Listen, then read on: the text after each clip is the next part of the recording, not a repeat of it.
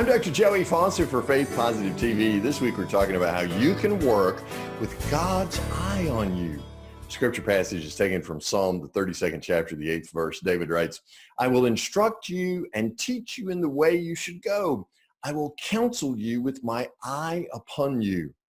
You know, you can tell a lot about a person by their eyes, especially what they look at and when. Let's say you're sitting at a lunch sales meeting with someone who keeps peering over your shoulder at a passerby. What's the message that you get? Or let's say you're sitting in a Starbucks at a coffee meetup and the guy you team with stares at every beautiful woman that walks by. What's the message you get then? When you look at your phone while your team leader talks, what's the message that you send? You know, you can tell a lot about a person by their eyes, especially what they look like and when. David says God has the divine eye on you, that God pays attention to you. That's right. God cares enough about your work to watch you on the job. So what's the message God sends you as he keeps his eye on you at work? First of all, God's eye is on you for consultation. Whenever I consult or even hire a consultant, I'm after some instruction in best practices. I want to know what others have learned so that I avoid the novice mistakes and accelerate my work quickly. God's eye is on you for instruction to help you discover the best practices that working in God's plan provides.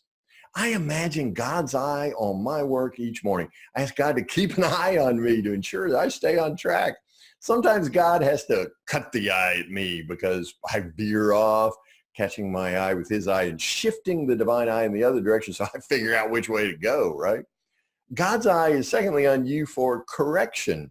Sometimes I ignore that divine eye shift and I say, I got this. And I go off on my own well-intended yet misguided self-chosen path of destruction. And I wind up sideways every time. You know what I'm talking about? That's when God's eye is on us for correction. That's when it's time to dance what I call the Dr. Joey two-step, like a star as God watches. What's step one? You remember this from 7 Weeks to Faith Positive. Grab the handle. That is, learn the lesson. What's God teaching you in this sideways experiment? And what's step two? Flush. That is, flush the feelings of failure, the negative self-doubt, anything else that's counterproductive to your work.